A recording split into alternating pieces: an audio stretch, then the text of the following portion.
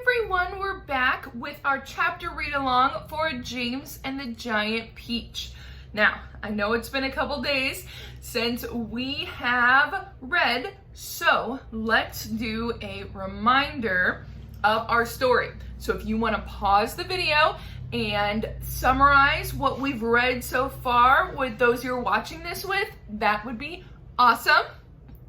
But here goes my quick summary. So, James, our main character right here, lives with his mean aunts, Aunt Sponge and Aunt Spiker, and he has a pretty sad life right now. But he gets some magic little, wormy crystal thingies from a gentleman, and it is going to change his life. That's what the guy said. Well, as he's running to use them, he trips, and it all goes down into the ground, right by a peach tree that used to never grow any peaches. Suddenly, there was a peach on the tree, and it just kept getting bigger and bigger and bigger until it was the size of a small house. Well, Aunt Sponge and Aunt Spiker were thinking this could make them some money, right? So they sold tickets to see it. When James was cleaning up from all the people who came to see the peach, he found a tunnel leading all the way to the pit of the peach. And who did he meet there? Some giant bugs. But they were so nice. There's Mr. Centipede, Ladybug, Old Grasshopper, Glowworm. There's also Miss Spider, Mr. Earthworm, and I believe we also have a silkworm that we haven't talked to yet. So we are now caught up to the point where Mr. Centipede bit through the stem and released them from the tree. And they went rolling and rumbling down the hills everywhere until they plopped into the ocean. And that's where we left our crew. So today we are going to read chapters 17 and 18 and then do some questions to talk about it. Here we go. Chapter 17. At this moment, the scene inside the peach itself was one of indescribable chaos. James Henry Trotter was lying bruised and battered on the floor of the room amongst a tangled mass of centipede and earthworm and spider and ladybug and glowworm and old green grasshopper. In the whole history of the world, no travelers had ever had a more terrible journey than these unfortunate creatures. It had started out well, with much laughing and shouting, and for the first few seconds, as the peach began to roll slowly forward, nobody had minded being tumbled about a bit. And when it went bump, and the centipede shouted, "That was Aunt Sponge!" And then bump again, "That was Aunt Spiker!" There had been tremendous bursts of cheering from the crowd. But as soon as the peach rolled out of the garden and began to go down the steep hill, rushing and plunging and bounding madly downward, then the whole thing became a nightmare. James found himself being flung up against the ceiling, and then back onto the floor, then sideways against a wall, then up onto the ceiling again, then up and down and back and forth and round and round and round. At the same time, all the other creatures were flying through the air in every direction. And so were the chairs and the sofa, not to mention the 42 boots belonging to the centipede. Everything and all of them were being rattled around like peas inside of an enormous rattle that was being rattled by a mad giant who refused to stop.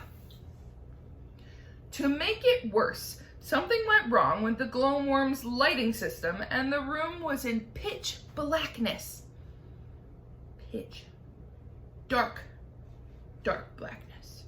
There were screams and yells and curses and cries of pain, and everything kept going around and around. And once, James made a frantic grab at some thick bars sticking out from the wall, only to find that they were a couple of centipede's legs. "Let go, you idiot!" shouted the centipede, kicking himself free, and James was promptly flung across the room into the old green grasshopper's horny lap. Twice he got tangled up in Miss Spider's legs, a horrible business. And toward the end, the poor earthworm, who was cracking himself like a whip every time he flew through the air from one side of the room to the other, coiled himself around James's body in panic and refused to unwind. Oh, it was a frantic and terrible trip. But it was all over now. The room was very suddenly very still and quiet. Everybody was beginning to slowly and painfully disentangle themselves from everybody else. There's James all wrapped up in Miss Spider's legs. Uh-oh. "Let's have some light," shouted the centipede. "Yes," they cried, "light, give us some light." "I'm trying," answered the poor glowworm. "I'm doing my best, please be patient." They all waited in silence.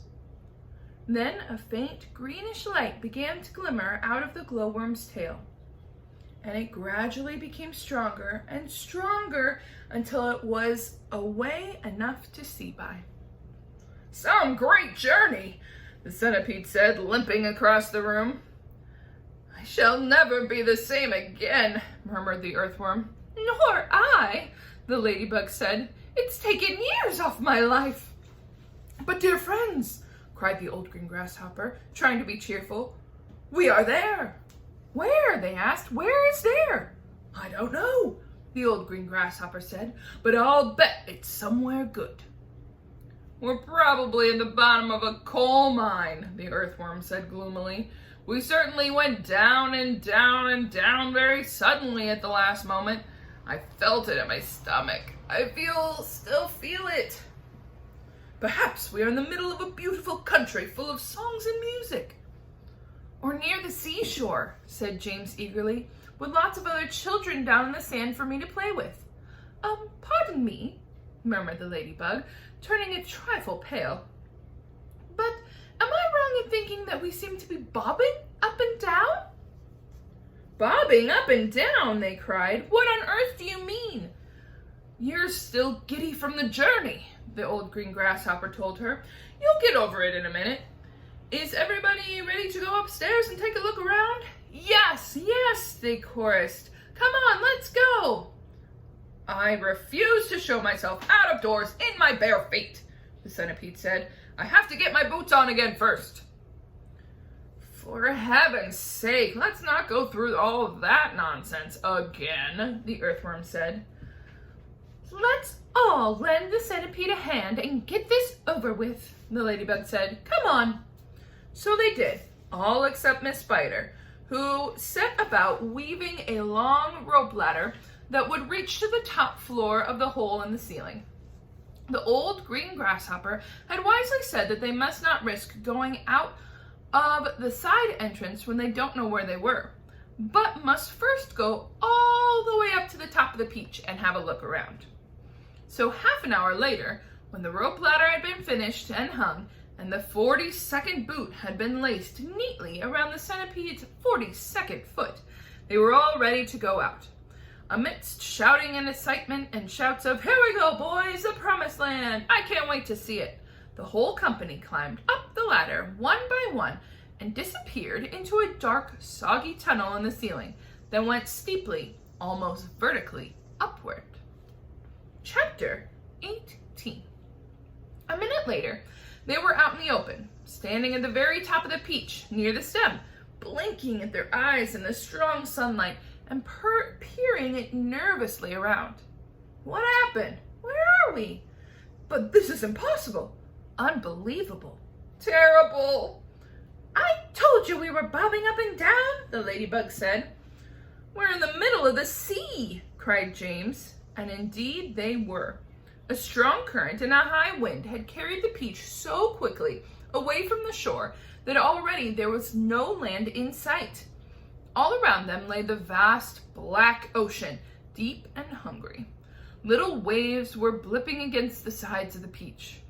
"But how did it happen?" they cried. "Where are the fields? Where are the woods? Where is England?" Nobody, not even James, could understand how in the world a thing like this could have come about. "Ladies and gentlemen," the old green grasshopper said, trying very hard to keep the fear and disappointment out of his voice, "I'm afraid we find ourselves in a rather awkward situation." "Awkward?" cried the earthworm. "My dear old grasshopper, we're finished. Every one of us is about to perish. I may be blind, you know, but that much I can see quite clearly." "Off with my boots!" shouted the centipede. "I cannot swim with my boots on." "I cannot swim at all!" cried the ladybug. "Nor can I," said the glowworm. "Nor I," said Miss Spider. "None of the three girls can swim a single stroke." "But you won't have to swim," James said calmly. "We are floating beautifully, and sooner or later a ship is bound to come along and pick us up." They all stared at him in amazement. "Are you quite sure that we're not sinking?" the ladybug said. "Of course I'm sure. Go and look for yourselves," answered James. They all ran over to the side of the peach and peered down at the water below. "The boy is quite right," the old green grasshopper said. "We are floating beautifully. Now we must all sit down and keep perfectly calm. Everything will be right in the end." "What absolute nonsense!" cried the earthworm. "Nothing is ever all right in the end, and well, you know it." "Poor earthworm," the ladybug said, whispering in James's ear. "He loves to make everything into a disaster. He hates to be happy. He is only happy when he's gloomy. Now isn't that odd? But then I suppose just being an earthworm is enough to make a person pretty gloomy. Don't you agree?" "If this peach is not going to sink," the earthworm was saying, "and if we are not going to be drowned, then every one of us is going to starve to death in the end. Do you realize that we haven't had a thing to eat since yesterday morning?" "By golly, he's right!" cried the centipede. "For once, the earthworm's right." "Of course I'm right," the earthworm said, "and we're not likely to find anything around here either. We shall all get thinner and thinner and thirstier and thirstier. We all shall die a slow, grisly death from starvation. I'm dying already. I'm slowly shriveling up for the want of food. Personally, I would rather drown." "But good heavens, you must be blind," said James. "You know very well I'm blind," snapped the earthworm. "There's no need to rub it in." "I didn't mean that," James said quickly. "I'm sorry. But can't you see that?" "See!" shouted the poor earthworm. "How can I see if I'm blind?" James took a deep, slow breath. "Can't you realize," he said patiently, "that we have enough food here to last us for weeks and weeks?" "Where? Where?" they asked. "Why, the peach, of course. Our whole ship is made of food." "Jumping Jehoshaphat!" they cried. "We never thought of that." "My dear James," said the old green grasshopper, laying a front leg affectionately on James's shoulder, "I don't know what we'd do without you. You are so clever. Ladies and gentlemen, we are saved again." "We certainly are not," said the earthworm. "You must be crazy. You can't eat the ship. It's the only thing that's keeping us up." "We shall starve if we don't," said the centipede. "And we shall drown if we do," said the earthworm. Oh dear," said the old green grasshopper. "Now we're worse off than before." "Couldn't we eat just a little bit?" said Miss Spider. "I mean, I am dreadfully hungry." "You can eat all you want," James answered. "It would take us weeks and weeks to make any sort of dent in this enormous peach. Surely you can see that." "Good heavens, he's right again," cried the old green grasshopper, clapping his hands. "It would take weeks and weeks. Of course it would. But let's not go making a lot of holes all over the deck.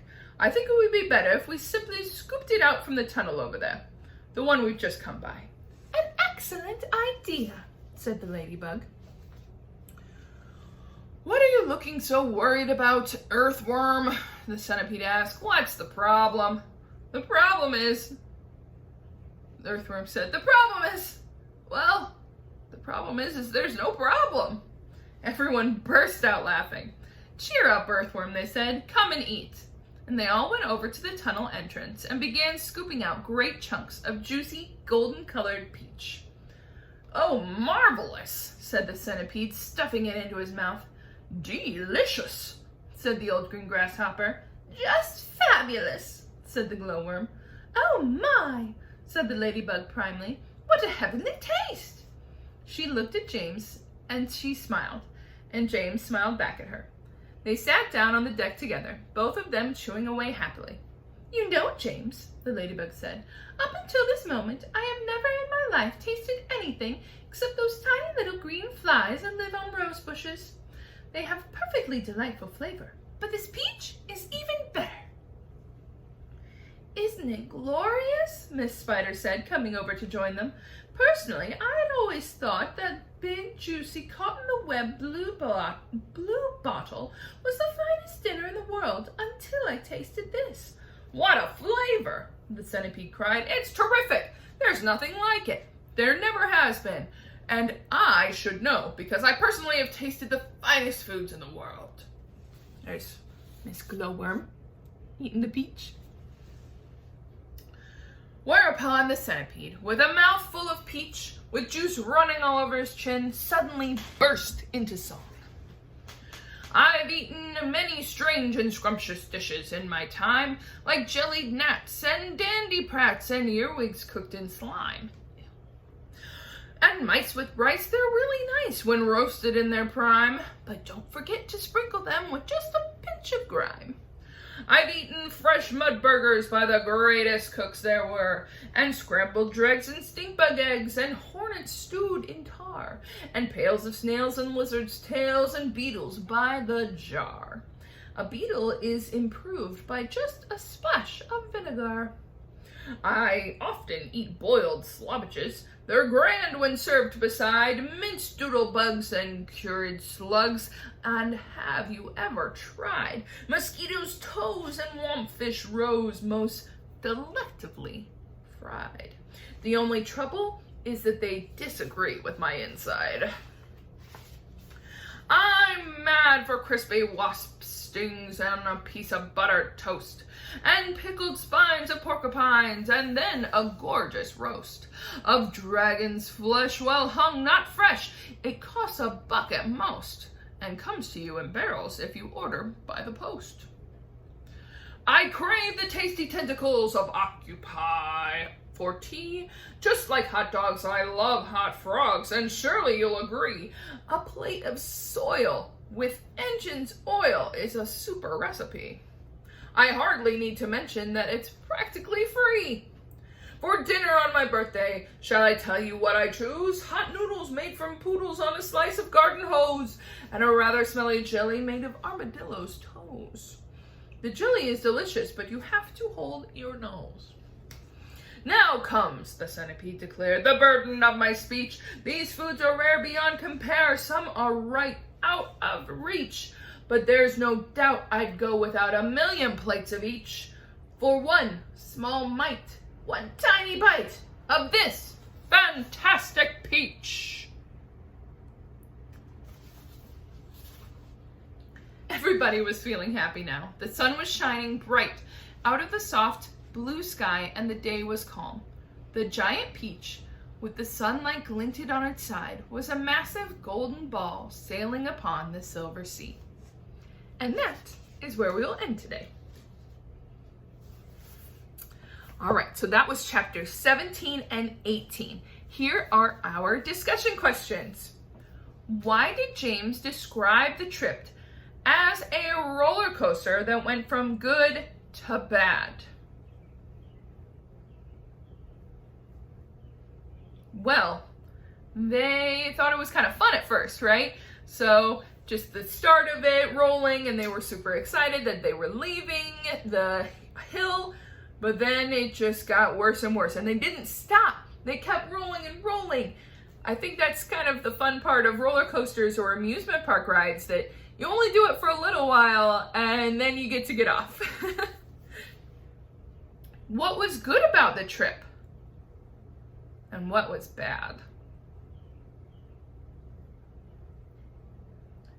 What was good was they got off that hill finally. They rolled over Aunt Sponge and Aunt Spiker, and they all thought that was pretty fun. And the bad was that they just kept rolling. They all kind of tangled up in each other, right? So the light turned off, they were in darkness, and the furniture was flying. It was just a bit of a mess. Why do all the bugs help Centipede?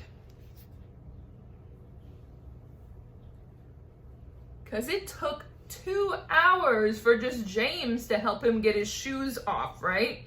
So all of them helped, and it took about 30 minutes to get 42 boots on. Whew. You know how long sometimes it takes you to get snow boots on in the winter time? Because you gotta like move them around and tie them up. Yeah, 42 of them. I could only imagine. Where are they when they finally stop in chapter 18? They're in the ocean, right? How did Ladybug know first? How did she know? She knew because she felt the peach bobbing up and down. So when you put something in the water, you know how it floats, but it still is kind of moving. It doesn't usually sit still, especially in something like the ocean or a lake that has some water movement with it. It's always kind of moving up and down. So she could feel the peach moving. So the bugs are pretty upset about being out at sea. But how does James calm them all down?